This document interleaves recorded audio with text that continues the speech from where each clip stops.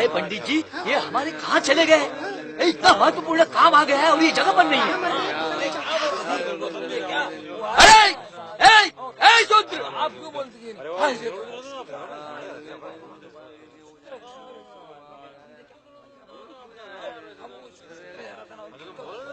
शूद्र, मेरी प्रदक्षिणा किए बिना और वंदना किए बिना तू जा रहा था? क्या व्यवस्था के रीति रिवाज भूल गया तू? ए शूद्र, कहाँ जा रहा है तू? है? तेरी मति मारी गई है क्या? हमारे ब्राह्मण जी की गाय मरी पड़ी है, घर चल और उसे उठा लिया। जब गाय जीवित थी तो तुम्हारी और मर गई तो मेरी। गोदान तुम लेते हो, गाय का दूध तुम पीते हो और मरी गाय मैं उठाऊं? मूर्ख, ब्राह्मण से भी बात करता है?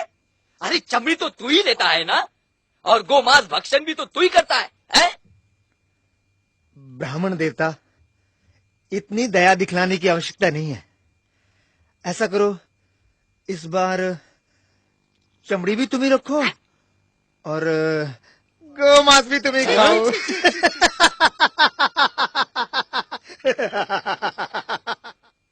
उस शूद्र का इतना दुस्साहस कि ब्राह्मण की आज्ञा की अवहेलना करे। मैं उसे नष्ट कर दूंगा। उसे बाद में नष्ट कीजिएगा, पहले इस पशु को तो हटाइए। क्या अनर्थ बोल रही हो तुम? ब्राह्मण होकर मैं चमड़ी को हाथ लगाऊं? अजी, दान भी तो इसी हाथ से लेते हैं आप। पंडिताइन, क्रोधित क्यों होते हैं? क्रोध करना है तो उन शूद्रों पर कीजिए, शूद्रों पर जिनकी अचानक मति मारी गई है। वो सब विश्राम करेंगे और हम सब कार्य करेंगे। हाँ।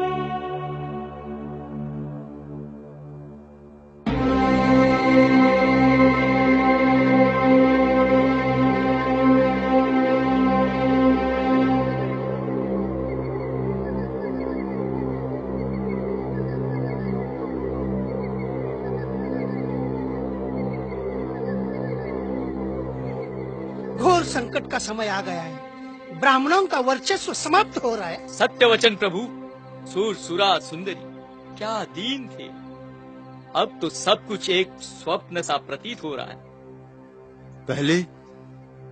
पहले हम इन शूद्रों को अपने से दूर रखा करते थे, लेकिन अब वही हमसे दूर रहने लगे। शूद्र हमारी सेवा करते थे, आजकल वो अपने स्वयं के काम काज करने लगे हैं, अध्ययन कर रहे हैं वो लोग। भाषा और ज्ञान जिसका हमें पैतृक अधिकार था, उसे भी ये शूद्र छीन ले जाएंगे। इतना ही नहीं, वर्ण व्यवस्था समाप्त करने के लिए वे गोष्ठियां भी कर रहे हैं। वैदिक धर्म की वर्ण व्यवस्था पर गौतम बुद्ध ने कुठाराघात किया है। समस्त आर्यावर्त में ऊंच नीच का भेदभाव समाप्त हो रहा है। विचार करो, अगर कोई नीच ही ना रहे तो हम ऊंच कैसे रहेंगे? खुद सत्य कह रहे हैं आप। सत्य वचन प्रभु, सत्य वचन। इस तरह से तो हमारे अस्तित्व पर ही प्रश्न चिन्ह लग गया है। इस विपदा से हमें एक ही महापुरुष बचा सकते हैं, वो है हमारे मनु महाराज। उचित कह रहे हैं आप। चलो, हाँ, चलो चलते हैं, चलिए चलते हैं।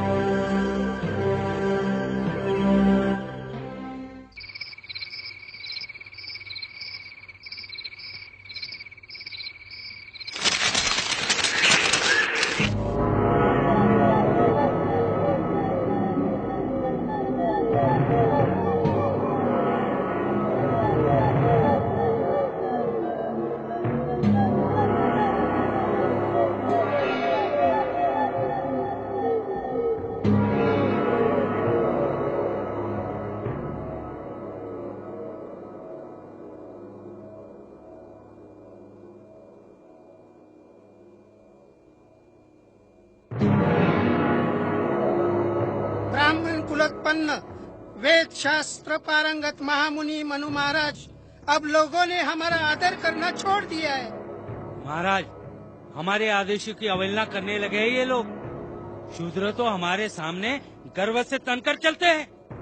हमारे जीवन यापन का कोई साधन नहीं रहा, कोई दान दक्षिणा नहीं देता। भूखों मरने का समय आ गया है। हमारे वैदिक धर्म का किसी को भय ही नहीं रहा महाराज। बुद्ध के इस धर्म से हमारा विनाश हो रहा है महाराज, विनाश।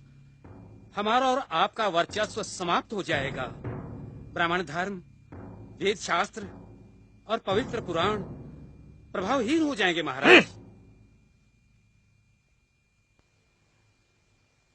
वेदों को मिथ्या समझने वाले ब्राह्मण धर्म के शत्रुओं, ब्राह्मण जाति के श्रेष्ठत्व को स्थायी रखने के लिए मैं ऐसे दंड विधान की रचना करूंगा कि कोई भी ब्राह्मण के सम्मुख शीश उठाकर चलने का दुस्साहस नहीं करेगा। मैं मनु वेदों को प्रमाण मानकर ऋषि परंपरा के वचनों को नियमबद्ध करता हूँ।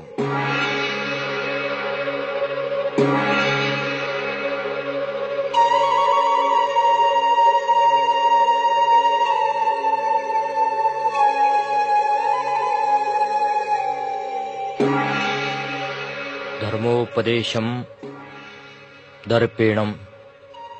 शूद्र अगर गर्व से उपदेश करता हो तो राजा उसके मुख एवं कान में उबला हुआ तेल डाल दे। वक्रे श्रोते च पार्थिवा।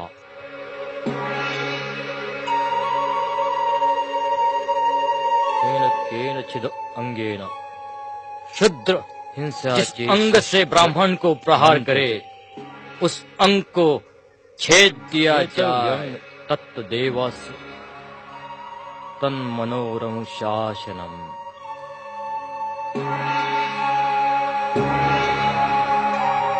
पाणी मुद्देम दंड। ब्राह्मण को मारने हेतु वो अगर हाथ या लकड़ी उठाता है तो उसका हाथ तोड़ना उचित। ग्रह गोपात।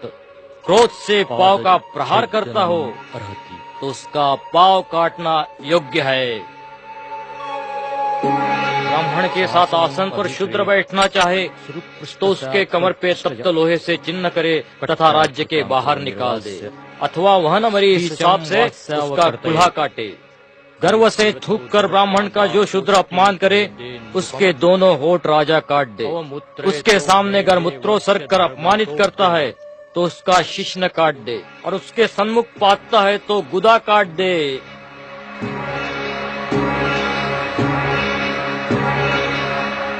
सुनो सुनो सुनो, हमारे राजा का ऐलान सुनो।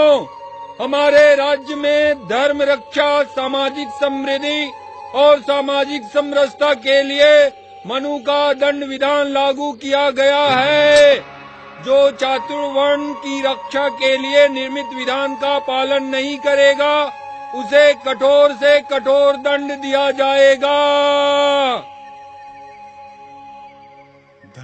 शूद्र यदि किसी ब्राह्मण के साथ दुर्व्यवहार करे उसे खोल के वे तेल की कढ़ाई में डाल दो।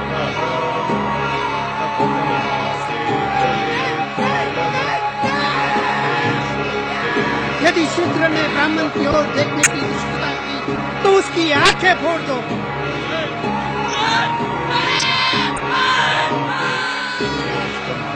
शूद्र यदि छिपकर भी वेदों का पाठ सुनता हो तो उसके कान में उबलता हुआ तेल डाल दो।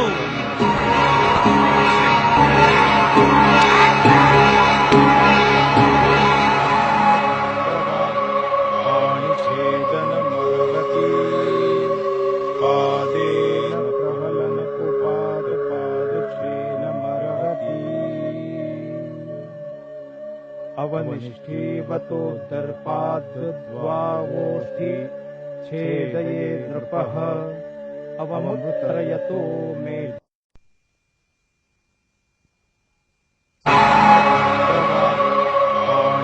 पाणिछेदनमर्हति।